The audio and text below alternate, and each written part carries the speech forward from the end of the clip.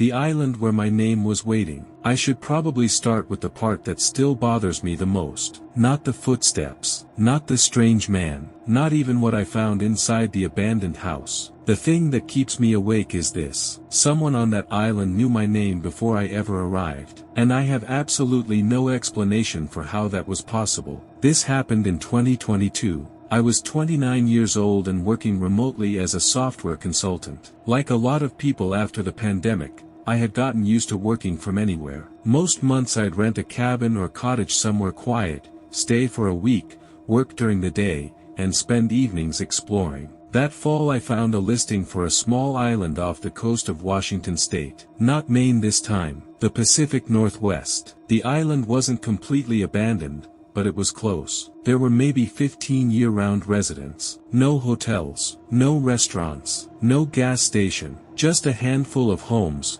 dense forest, and an old abandoned military observation station left over from World War II. The place looked perfect, quiet, remote, beautiful, exactly what I wanted. The ferry ride took about 90 minutes. Only 4 passengers were aboard, a couple, an older man, and me. The old man spent most of the trip staring out the window. At one point he looked at me, then at my luggage, then back at me again. Finally he asked, "First time visiting?" I nodded. He didn't smile. "Don't stay out after dark." Then he turned around and didn't say another word. I figured he was just one of those weird locals every small town seems to have. I forgot about him almost immediately. The cottage owner met me at the dock. Her name was Rachel. She was friendly and showed me around. The cottage sat on the northern edge of the island, completely isolated. The nearest house was almost a mile away. Forest surrounded 3 sides, ocean on the 4th. The location was incredible. Before leaving,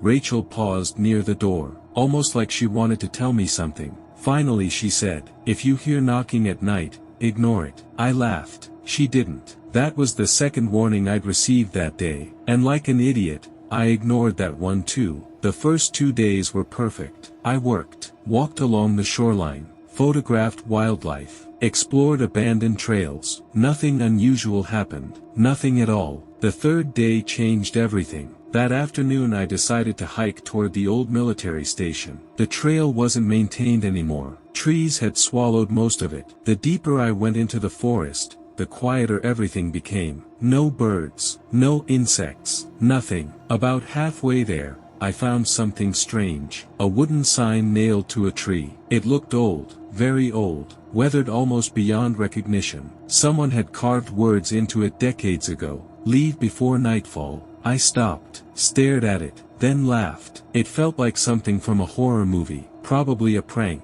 At least that's what I thought. An hour later I reached the observation station. The place was huge. Concrete bunkers, rusted equipment, collapsed buildings, everything covered in moss. I spent most of the afternoon taking photographs. Eventually I entered one of the larger structures. And that's where things started getting weird. Inside one room I found a notebook. Not unusual by itself. Urban explorers leave stuff behind all the time. But this notebook wasn't old. It looked recent, very recent. The final page contained only one sentence, written over and over again, hundreds of times. "He knows your name. He knows your name. He knows your name." Every line identical, every letter perfectly written. I suddenly felt uncomfortable. The kind of discomfort you can't explain. Like your brain noticing something before you do. I left immediately. By the time I reached the trail, the sun was setting. I needed to hurry. That's when I heard someone behind me. A footstep. Just one. I turned around. Nobody.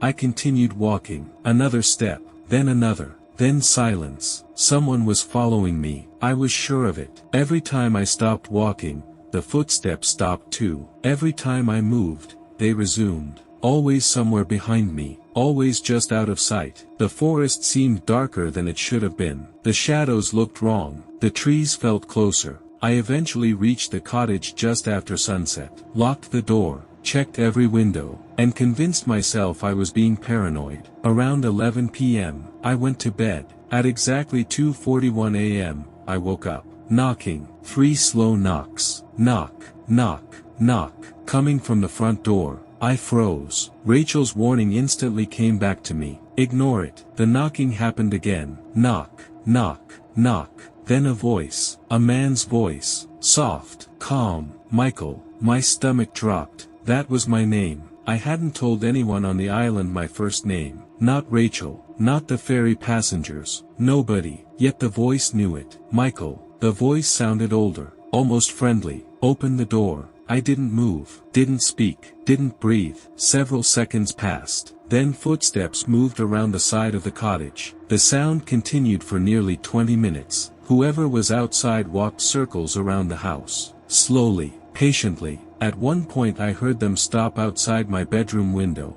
Then came a scratching sound, like fingernails dragging across glass. I couldn't take it anymore. I grabbed my flashlight and looked outside. Nothing. The yard was empty. The scratching stopped. Then I noticed something. Words, written in the fog covering the window. Michael. I nearly screamed, because the writing had appeared on the outside. Someone had written it while standing directly outside my bedroom. I turned on every light in the cottage. Nobody was there. The rest of the night passed in silence. At sunrise I went outside. The ground around the cottage was covered with footprints. Bare footprints, hundreds of them, but there was something wrong. Every print pointed toward the cottage. None pointed away, as if dozens of people had walked to the house, but never left. I packed immediately. I wanted off that island. Before heading to the dock, I stopped at Rachel's house. I needed answers. The moment I told her what happened, she looked terrified. Then she said something that made my blood run cold. You heard him, not them, not someone, him. Apparently residents had reported the same thing for years. Knocking, footsteps, a voice calling their names, always at night, always near the northern shore, and always after visiting the military station. Nobody knew who, or what, it was. Most people left the island after experiencing it. Some never came back. I asked who he was. Rachel hesitated, then told me a story. During World War II, a radio operator stationed on the island disappeared. His body was never found. Neither was the equipment he had been working with. According to local stories, strange radio transmissions were heard for months afterward. Messages repeating names, people's names, names of residents, visitors, anyone. No one ever figured out where the signals came from, or how the names were known. I left on the afternoon ferry. As the boat pulled away, I looked back one final time. The northern shoreline was visible from the deck, and standing among the trees was a figure, tall, thin, motionless, watching the ferry leave. I told myself it was just another resident, until I zoomed in using my camera. The figure wasn't standing beside the trees. It was standing between them, farther back than any person could have been, almost hidden, watching. Months later I reviewed the photographs from that trip, and discovered something horrifying. That figure appeared in pictures taken on my first day, before I visited the military station, before I heard the voice, before anything happened. Different locations, different times, different angles, always in the background, always watching. And in the final photograph I ever took on the island, the figure was much closer, close enough that I could finally see its face. Unfortunately, I still don't know what it looked like, because where its face should have been, there was only darkness, as if the camera simply refused to capture it. I deleted the photographs years ago, but every now and then I still think about that notebook, the one inside the abandoned station, the one that said, "He knows your name," because after everything that happened, I'm not sure it wasn't on the map. I think it was a message, and I think it was meant specifically for me. That's the first thing you need to understand. I've spent years trying to figure out how it ended up there,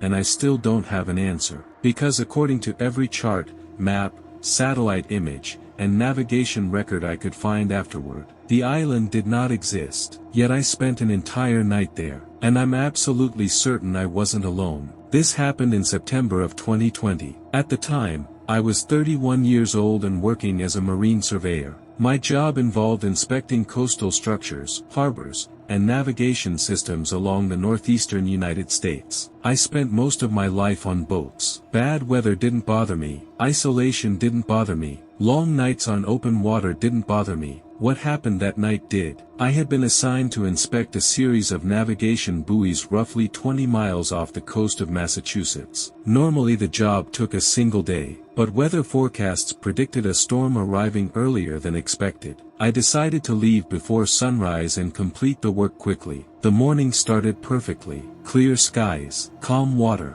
no issues. By late afternoon I had inspected nearly everything. I was heading back toward the mainland when the fog rolled in. And I mean serious fog. The kind that swallows the ocean whole. Within 20 minutes visibility dropped to almost nothing. My GPS still worked. My radar still worked. But something felt wrong. The ocean looked different. The air felt heavier. Even the sound of the engine seemed strange, muted somehow. Around 6:40 p.m., I noticed something unusual on radar. A large shape, directly ahead, stationary. At first I assumed it was another vessel, but the shape wasn't moving, and it was too large. Then I saw land, an island. I immediately checked my charts. Nothing, no island, no rocks, no landmass, nothing at all. I zoomed in, checked again, still nothing. The island shouldn't have been there. At this point I should have turned around. I know that now, but curiosity got the better of me. I slowed the boat and approached. The fog parted just enough for me to see it. The island was small,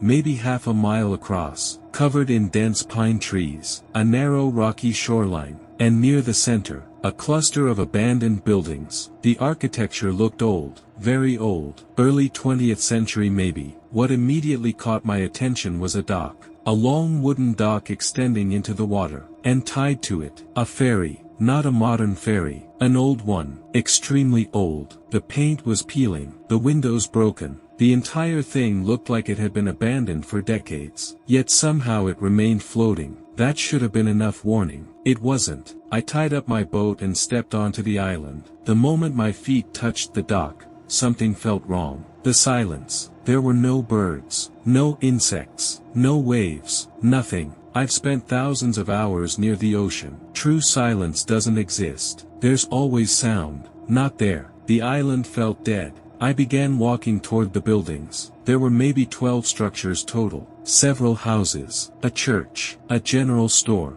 and a large building that appeared to be some kind of boarding house. Every building looked abandoned, but not naturally abandoned. It felt more like everyone had simply disappeared. One house still had dishes on the table. Another contained furniture covered in dust. A calendar hanging on the wall showed the year 1987. Everything looked frozen in time. As I explored, I kept noticing something strange. Photographs. Every building contained family photographs, portraits, group pictures, school photos. The same people appeared repeatedly. Entire families, children, elderly couples, workers. Yet in every photograph, one face had been scratched out. Not different faces, the same man. Every single picture. Every time, someone had deliberately destroyed his face. I tried convincing myself it was some local feud, some island legend, anything. Then I entered the church, and things got worse. The church was small, only a few rows of pews, an altar,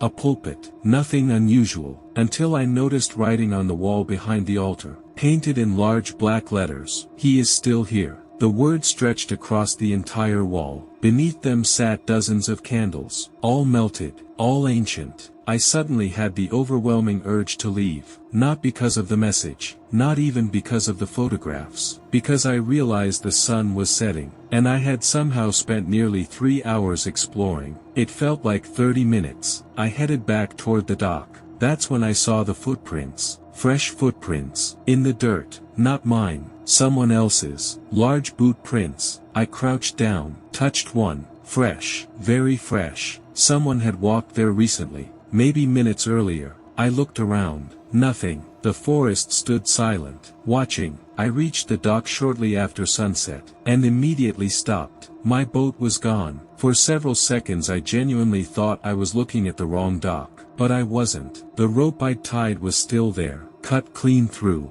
My boat had vanished. I stood there staring at the empty water, trying to process what I was seeing. Then came the voice. A man's voice. From somewhere behind me. Far away, yet perfectly clear. Michael. My blood froze. That was my name. I spun around. Nobody, nothing, only trees. Then the voice came again, closer. Michael. I ran, not toward the voice, toward the boarding house. It was the largest structure on the island, the only place I could secure myself for the night. By full darkness I had barricaded the front door with furniture. Then I waited. Hours passed. Nothing happened. Maybe I was overreacting. Maybe someone was playing a prank. Maybe. A knock interrupted my thoughts. 3 slow knocks. Knock, knock, knock. Directly on the front door. I remained silent. Another knock. Then a voice. Your boat isn't coming back. The voice sounded calm, almost friendly, like someone having a casual conversation. I said nothing. The voice continued. Neither did mine. A chill ran down my spine.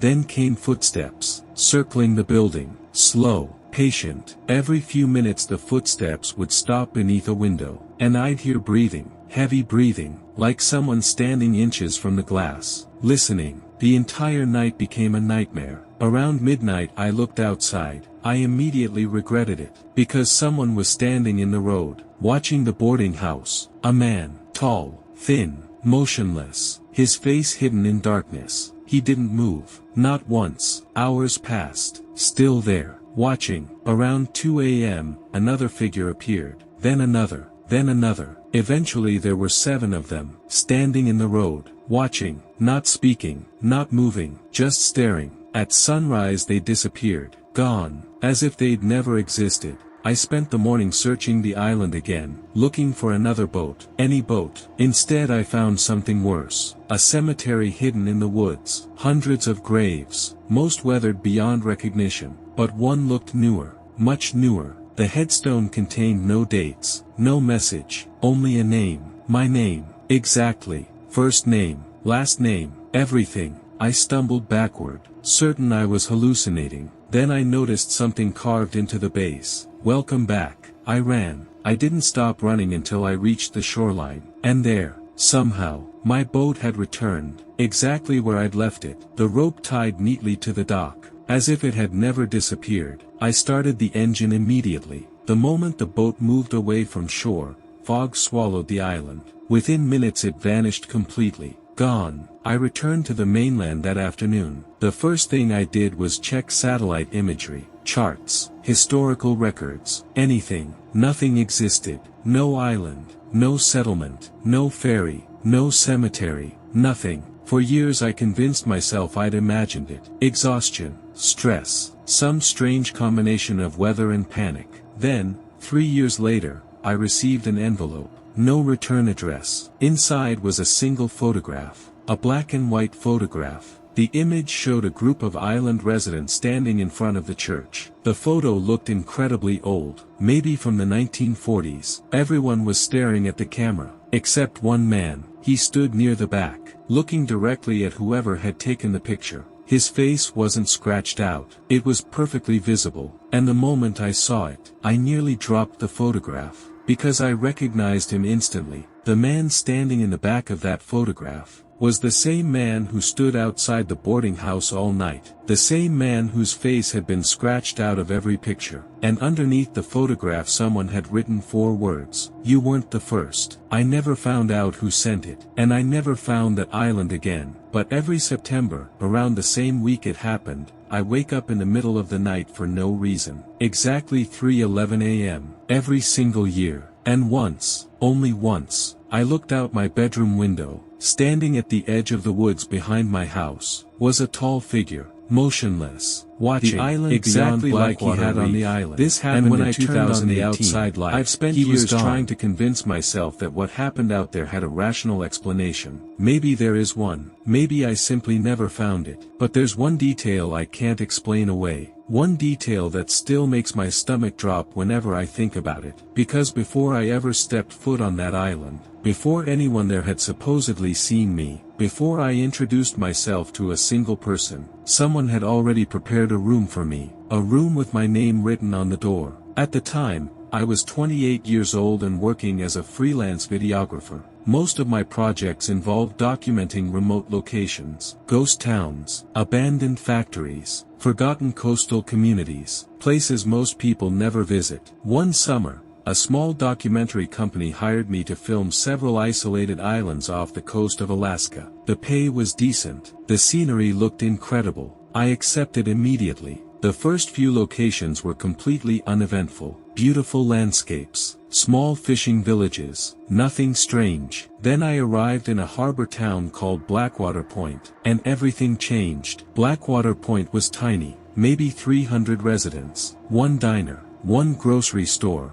one dock, one motel. That was about it. My assignment there was simple. A local fisherman claimed there was an abandoned island roughly 15 miles offshore that didn't appear on modern tourist maps. The island supposedly contained the remains of an old settlement dating back to the early 1900s. The company wanted footage. I wanted the paycheck. Simple. The first strange thing happened at the diner. I was eating breakfast when I asked the waitress if she knew anything about the island. The moment I mentioned it, she stopped writing. Completely. For several seconds she just stared at me, then she quietly asked, "Who's taking you out there?" I told her I hadn't arranged transportation yet. She looked relieved. Then she said, "Good." I laughed. She didn't. A few hours later I found a fisherman willing to take me. His name was Roy. He looked about 60, weathered face, missing 2 fingers on his left hand, the kind of guy who had spent his entire life at sea. When I mentioned the island, his expression changed. Not fear exactly,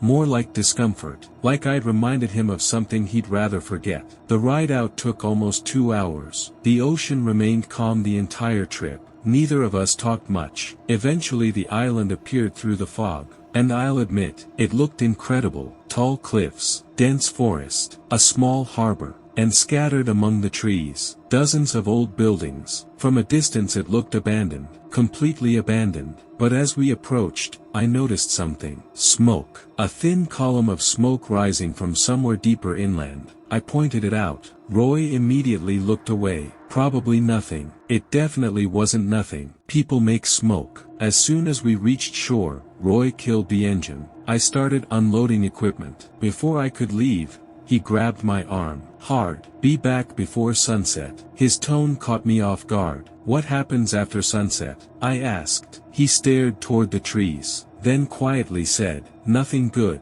And with that he left. I should have listened. The harbor contained several abandoned fishing boats. Most were heavily damaged. Some had partially sunk. Others looked untouched. That immediately struck me as odd. If the island had truly been abandoned decades ago, why were some boats still in such good condition? I spent the next few hours filming. The settlement was larger than expected, maybe 50 buildings total. Homes, workshops, a church, a schoolhouse, a hotel, everything slowly being reclaimed by nature. The place felt wrong though, not dangerous, just wrong. Every building looked abandoned, yet small details suggested recent activity. Doors that had been opened recently, fresh footprints, tools that looked moved. Several times I got the distinct feeling I was being watched. You know that feeling, when your brain notices something before your eyes do? That feeling. I kept turning around expecting to find someone standing behind me, but there was never anyone there. Around mid-afternoon I entered the old hotel. The building was massive, 3 stories, dozens of rooms, long hallways, peeling wallpaper, broken furniture, the perfect place for filming. I spent nearly an hour inside. Then I noticed something strange. One room appeared cleaner than the others, much cleaner. The dust had been disturbed. The bed was made. A lantern sat on a nearby table, and hanging from the door was a wooden plaque. Room 14, Michael, my name. I stared at it for several seconds, certain I was misreading it. I wasn't. It was my name. Exactly. I hadn't told Roy my full name. The company certainly hadn't. Nobody on the island should have known who I was. Yet there it was, waiting. The longer I looked at it, the more uncomfortable I became. Eventually I left. I should have left the island too. Instead I convinced myself someone was messing with me. Maybe Roy, maybe locals, maybe another explorer. I kept filming. Big mistake. Around 5 p.m., I heard a bell, a church bell, one loud ring, then another, then silence. The sound echoed across the entire island. I followed it toward the church. The building sat near the center of town. Unlike the others, it wasn't falling apart. It looked maintained. That terrified me more than if it had been ruined. Someone was taking care of it. The front door stood open. Inside, dozens of candles burned. Fresh candles. Someone had lit them recently. yet nobody was there, at least that's what I thought. Then I noticed movement, a figure standing near the altar, tall, thin, facing away from me, motionless. For several seconds neither of us moved. Then the figure stepped through a side doorway and vanished. I immediately chased after it. Nothing. The room beyond was empty. No windows, no exits, no place to hide. The person had simply disappeared. That was enough. I decided to leave. Sunset was approaching, and for the first time all day, I genuinely felt afraid. I hurried back toward the harbor. The boat wasn't there. At first I assumed Roy was late. Then I noticed the tide, and my stomach dropped. The boat hadn't left recently. It had been gone for hours. Roy wasn't coming back. I was stranded. Night arrived quickly. The moment darkness fell, the island changed. The silence vanished. Footsteps echoed through the settlement. Doors slammed somewhere in the distance. Voices carried through the forest. None of it sounded close, yet all of it sounded intentional, like someone wanted me to hear them. I returned to the hotel. It offered the best shelter. I locked myself inside room 14, the room with my name on it. Around midnight, I heard footsteps in the hallway. Slow, measured, one set, then two, then three. Eventually it sounded like dozens of people were walking outside my room. None of them spoke. None of them knocked. They simply paced the hallway, back and forth, back and forth, back and forth. At one point I looked through the keyhole. I immediately wished I hadn't. The hallway was full. People, at least 20 of them, standing completely still, facing my door. Every single one, waiting. I couldn't see their faces clearly. The lighting was too poor, but they weren't moving, not even slightly. Hours passed. They remained there, watching. Sometime around 2 a.m., someone finally knocked. 3 slow knocks. Then a voice. A man's voice. Old, calm. "We've been waiting for you." My entire body froze. Another voice joined him. Then another. Then another. Soon dozens of voices spoke together. "We've been waiting." The sound was horrifying, not because they were shouting, because they weren't. They sounded happy, like they were greeting an old friend. Then came the worst part. Someone whispered directly through the keyhole, "Welcome back, Michael." Back. Not welcome. Welcome back. As though I'd been there before. I didn't sleep, not even for a second. The voices continued until sunrise. And then, silence. When daylight finally arrived, I opened the door. The hallway was empty, completely empty, but something had changed. Every hotel room door now had a name carved into it. Different names, hundreds of names, as if every room belonged to someone. Most were unfamiliar, except one, room 9, Roy, the fisherman. That terrified me more than anything else, because Roy had never told me he had been there before. I sprinted outside, and saw a boat approaching the harbor. Not Roy's boat, a Coast Guard vessel. I nearly cried from relief. Apparently severe fog had delayed their patrol. They noticed unusual radio interference near the island and decided to investigate. I practically jumped aboard. The officer asked what happened. I told him everything. The hotel, the people, the room, the names. His reaction was strange, not disbelief, recognition. He looked uncomfortable, then asked, "Did you stay overnight?" I nodded. The officer sighed, and quietly said, "You're not the first." Years later, I still don't know what happened on that island, but I eventually learned one final detail. The settlement had been abandoned in 1937 after nearly every resident disappeared during a single winter. No bodies, no explanation, nothing. And according to surviving records, the hotel contained exactly 14 rooms. The same 14 rooms that still existed when I visited. The same 14 rooms that supposedly sat empty for almost a century. What bothers me most isn't the voices, or the people, or even the room with my name on it. It's what I discovered after returning home. While reviewing my footage, I found several shots of the hotel hallway. In every clip, the doors were visible, and on every door, the names were already there. Hours before sunset, hours before I spent the night, hours before I supposedly noticed them, including room 14, including my name.